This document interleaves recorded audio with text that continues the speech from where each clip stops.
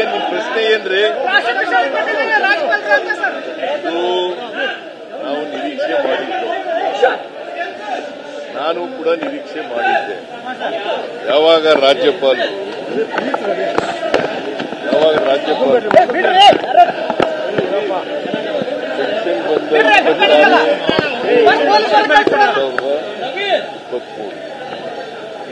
ಒಂದು ದಿನನೇ ನನಗೆ ಶೋಕಾಸ್ ನೋಟಿಸ್ ಅನ್ನ ತಯಾರು ಮಾಡಿಕೊಂಡು ಅರ್ಥ ಏನು? ಕುಮಾರಸ್ವಾಮಿ ಮೇಲೆ ನವೆಂಬರ್ ತಿಂಗಳಿಂದ ಪಿಟಿಷನ್ ಇದೆ, ಗೊಲ್ಲೆ ಮೇಲಿದೆ, ರಾಣಿ ಮೇಲಿದೆ, ಆಮೇಲೆ ಜನಾರ್ದನ್ ರೆಡ್ಡಿ ಮೇಲಿದೆ. ಅವೆಲ್ಲರೂ ನನ್ನ ಮೇಲೇನೆ ಕಳಿಸಬೇಕಾದ್ರೆ ಏನು ಅರ್ಥ? ಈಗ ನವೆಂಬರ್ ತಿಂಗಳಲ್ಲಿ ಕುಮಾರಸ್ವಾಮಿ ಮೈನಿಂಗ್ ಇದರಲ್ಲಿ ಲೈಸೆನ್ಸ್ ಕೊಟ್ಬಿಟ್ಟಿದ್ದಾರೆ ಅಂತೇಳಿ ಅವರೆಲ್ಲ ಎಂಕ್ವೈರಿ ಮಾಡಿ ಲೋಕಾಯುಕ್ತವರು ಬರೆದು ಸ್ಯಾಂಕ್ಷನ್ ಕೇಳ್ತಾರೆ, ಅವ್ರಿಗೆ ಕೊಡ್ಲಿಲ್ಲ. ನನಗೆ ಕೊಡ್ಬೇಕಾದ್ರೆ ಏನರ್ಥ? What does it mean? That means ವಿಷಯ ಇದು ಒಂದು ದೊಡ್ಡ ಷಡ್ಯಂತ್ರ. ನಾವು ಚುನಾಯಿತ ಸರ್ಕಾರವನ್ನ ಕಿತ್ತಾಕಬೇಕು ಅಂತಕ್ಕಂಥದ್ದು ಅವರು ಅನೇಕ ರಾಜ್ಯಗಳಲ್ಲಿ ಮಾಡಿದ್ದಾರೆ. ಇದೇ ತರ ಉತ್ತರಾಖಂಡ ಅಲ್ಲ, ಡೆಲ್ಲಿನಲ್ಲಿ ಮಾಡಿದ್ದಾರೆ, ಇಲ್ಲೂ ಮಾಡಿದ್ದಾರೆ, ಜಾರ್ಖಂಡ್ನಲ್ಲಿ ಪ್ರಯತ್ನ ಮಾಡಿದ್ರು, ಕರ್ನಾಟಕದಲ್ಲೂ ಕೂಡ ಚುನಾಯಿತ ಸರ್ಕಾರನ ಅಭದ್ರಗೊಳಿಸಲಿಕ್ಕೆ, ಡಿಸ್ಟೆಬಿಲೈಸ್ ಮಾಡಲಿಕ್ಕೆ ಒಂದು ಷಡ್ಯಂತ್ರ ರೂಪಿತ ಆಗಿದೆ. ಬಿಜೆಪಿ, ಜೆಡಿಎಸ್ ಮತ್ತೆ ಬೇರೆಯವರೆಲ್ಲ ಸೇರ್ಕೊಂಡಿದ್ದಾರೆ. ಇದರ ಜೊತೆಗೆ ಅವರೆಲ್ಲ ಸೇರ್ಕೊಂಡು ಷಡ್ಯಂತ್ರ ಮಾಡ್ತಾ ಇದ್ದಾರೆ. ನಾವು ಇದರ ವಿರುದ್ಧ, ಯಾಕಂದ್ರೆ ಇದು ಅವ್ರು ತಗೊಂಡಿರ್ತಕ್ಕಂಥ ನಿರ್ಣಯ, ರಾಜ್ಯಪಾಲರು ತಗೊಂಡಿರ್ತಕ್ಕಂಥ ನಿರ್ಣಯ ಸಂವಿಧಾನ ಬಾಹಿರವಾಗಿರ್ತಕ್ಕಂಥದ್ದು, ಕಾನೂನಿಗೆ ವಿರುದ್ಧವಾಗಿರ್ತಕ್ಕಂಥದ್ದು. ಅದರಿಂದ ನಾವು ಕೋರ್ಟ್ನಲ್ಲಿ ಇದನ್ನು ಪ್ರಶ್ನೆ ಮಾಡಿ ನಾವು ಲೀಗಲ್ ಪ್ಯಾಕ್ಟ್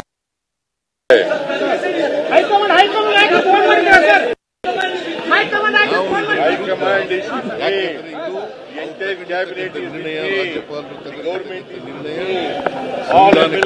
ಸಂವಿಧಾನ ಬಾಹಿರವಾಗಿರ್ತಕ್ಕಂಥದ್ದು, ಕಾನೂನಿಗೆ ವಿರುದ್ಧವಾಗಿರ್ತಕ್ಕಂಥದ್ದು. ಅದರಿಂದ ನಾವು ಕೋರ್ಟ್ನಲ್ಲಿ ಇದನ್ನು ಪ್ರಶ್ನೆ ಮಾಡಿ ನಾವು ಲೀಗಲ್ ಫ್ಯಾಕ್ಟ್ ಅನ್ನು ಮಾಡ್ತೇವೆ.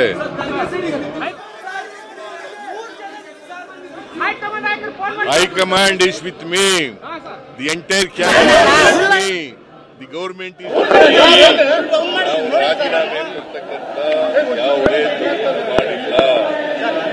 ಅವರು ತಪ್ಪು ಮಾಡಿರ್ತಕ್ಕಂಥ, ಅವರು ಕಾನೂನು ಬಾಹಿರ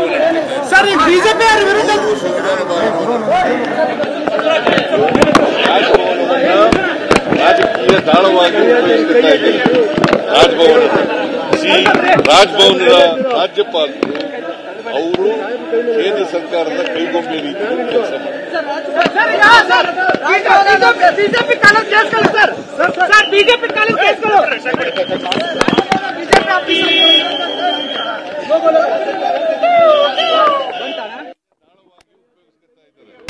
ರಾಜಭವನ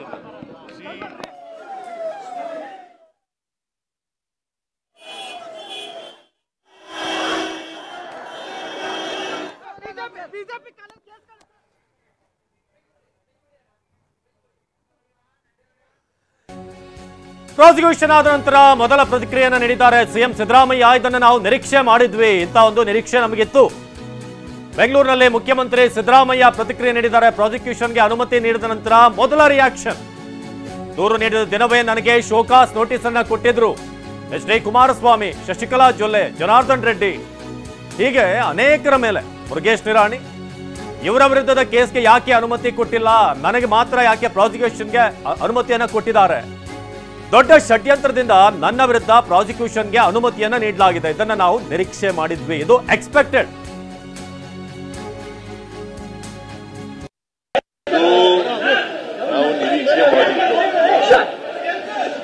ನಾನು ಕೂಡ ನಿರೀಕ್ಷೆ ಮಾಡಿದ್ದೆ. ಯಾವಾಗ ರಾಜ್ಯಪಾಲರು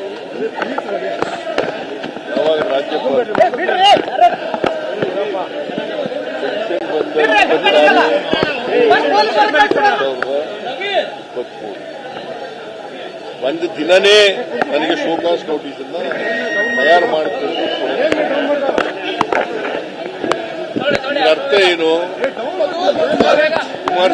ಕುಮಾರಸ್ವಾಮಿ ಮೇಲೆ ನವೆಂಬರ್ ತಿಂಗಳಿಂದ ಪಿಟಿಷನ್ ಇದೆ, ಕೊಲ್ಲೆ ಮೇಲಿದೆ, ರಾಣಿ ಮೇಲಿದೆ, ಆಮೇಲೆ ಜನಾರ್ದನ್ ರೆಡ್ಡಿ ಮೇಲಿದೆ. ಅವೆಲ್ಲರೂ ನನ್ನ ಮೇಲೇನೆ ಕಳಿಸಬೇಕಾದ್ರೆ ಏನು ಅರ್ಥ? ಇದು ನಾವು ನಿರೀಕ್ಷೆ ಮಾಡಿದ್ದೆ. ನಾನು ಕೂಡ ನಿರೀಕ್ಷೆ ಮಾಡಿದ್ದೆ. ಯಾವಾಗ ರಾಜ್ಯಪಾಲರು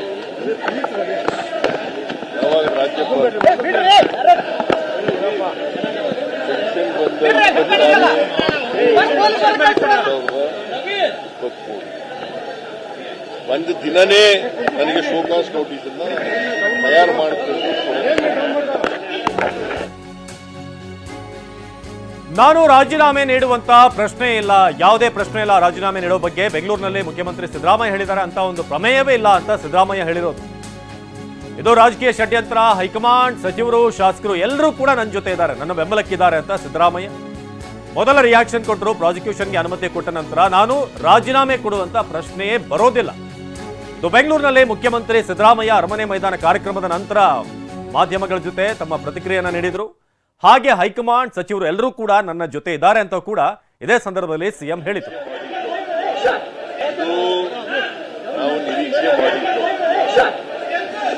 ನಾನು ಕೂಡ ನಿರೀಕ್ಷೆ ಮಾಡಿದ್ದೆ. ಯಾವಾಗ ರಾಜ್ಯಪಾಲರು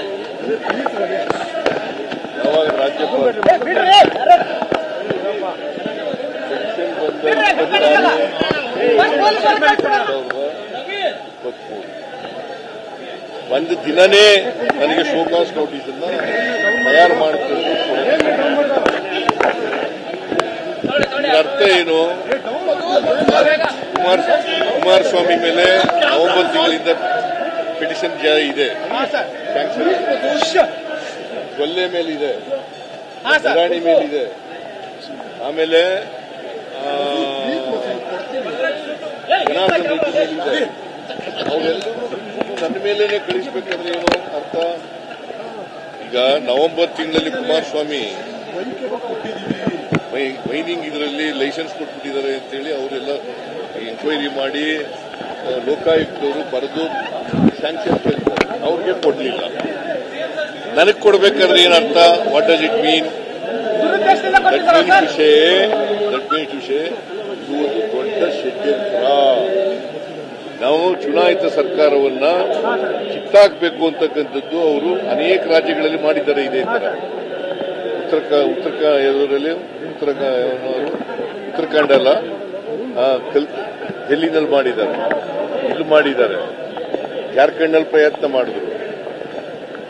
ಕರ್ನಾಟಕದಲ್ಲೂ ಕೂಡ ಚುನಾಯಿತ ಸರ್ಕಾರನ ಅಭದ್ರಗೊಳಿಸಲಿಕ್ಕೆ, ಡಿಸ್ಟೆಬಿಲೈಸ್ ಮಾಡಲಿಕ್ಕೆ ಒಂದು ಷಡ್ಯಂತ್ರ ರೂಪಿತ ಆಗಿದೆ. ಬಿಜೆಪಿ, ಜೆಡಿಎಸ್ ಮತ್ತೆ ಬೇರೆಯವರೆಲ್ಲ ಸೇರ್ಕೊಂಡಿದ್ದಾರೆ. ಇದರ ಜೊತೆಗೆ ಅವರೆಲ್ಲ ಸೇರ್ಕೊಂಡು ಷಡ್ಯಂತ್ರ ಮಾಡ್ತಾ ಇದ್ದಾರೆ. ನಾವು ಇದರ ವಿರುದ್ಧ, ಯಾಕಂದ್ರೆ ಇದು ಅವ್ರು ತಗೊಂಡಿರ್ತಕ್ಕಂಥ ನಿರ್ಣಯ, ರಾಜ್ಯಪಾಲರು ತಗೊಂಡಿರ್ತಕ್ಕಂಥ ನಿರ್ಣಯ ಸಂವಿಧಾನ ಬಾಹಿರವಾಗಿರ್ತಕ್ಕಂಥದ್ದು, ಕಾನೂನಿಗೆ ವಿರುದ್ಧವಾಗಿರ್ತಕ್ಕಂಥದ್ದು. ಅದರಿಂದ ನಾವು ಕೋರ್ಟ್ನಲ್ಲಿ ಇದನ್ನು ಪ್ರಶ್ನೆ ಮಾಡಿ ನಾವು legal Pat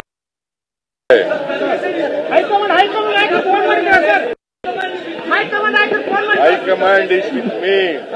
The entire cabinet is with me. The government is with me. All MLAs are with me. All Congress MLAs are with me.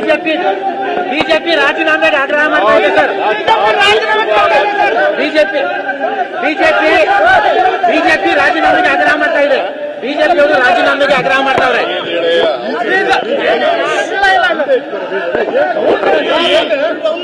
ರಾಜೀನಾಮೆ ಕೊಡ್ತಕ್ಕಂಥ ಯಾವುದೇ ಮಾಡಿಲ್ಲ.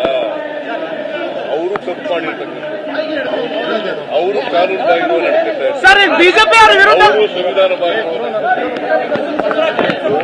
ರಾಜಭವನವನ್ನ ರಾಜಕೀಯ ತಾಳವಾಗಿ ಉಪಯೋಗಿಸ್ತಾ ಇದ್ದಾರೆ.